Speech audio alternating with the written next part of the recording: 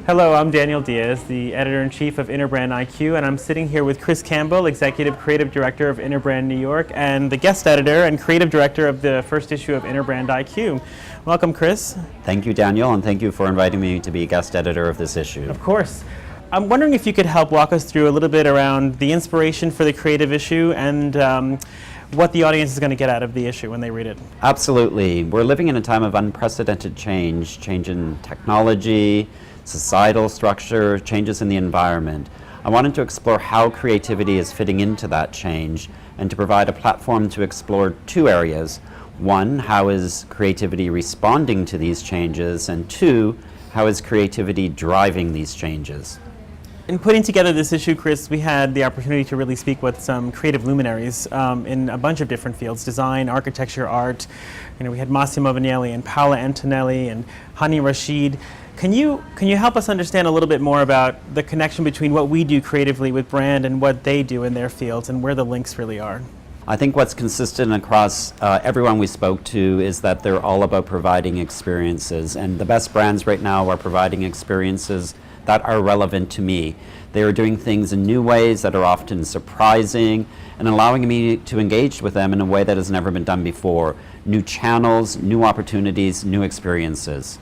So this issue of IQ is all about world-changing creative, as you know. Can you recall a creative experience that really shifted your world and your point of view and sort of led you in a new direction? Absolutely. The first time I used Google, I will never forget, I heard about it through word of mouth. This was all the way back in 2001. And I was at a business meeting and a colleague explained to me this funny thing they found on the internet called Google. And I remember learning about it, and I rushed back to the office, and of course the very first thing I did was to search my own name. Much to my dismay, I did not come up in the Google results, but it was an experience that to me was world-changing in that it made sense of the internet. It finally gave me a way and a gateway to the world of information that existed at that time. And I still think it's a world-changing brand, and it's helping to drive us forward and to make sense of the era that we live in. Chris, can you tell us a little bit about your background as a creative? What sort of led you down the path to a creative life, and how did you actually get there?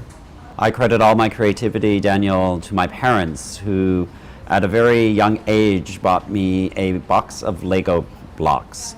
And in those days, Lego didn't come with predetermined structures to build, and they didn't come with instructions. And I spent hours creating things purely from imagination. That I carried through as a passion for my entire life, always wanting to discover new things, make new things, build new things. What was the most fascinating thing you built out of Legos as a kid? I used to build roller coasters, which was very challenging given that Lego actually wants you to be in a rectilinear world. So I used to try and bend the rules of what's possible with Lego blocks by building circular structures. Oh, very appropriate. Great. All right, well, thank you very much for joining us. I hope you all enjoy the first issue of IQ, and we'll be back in November with the issue focused on corporate citizenship. Thank you very much.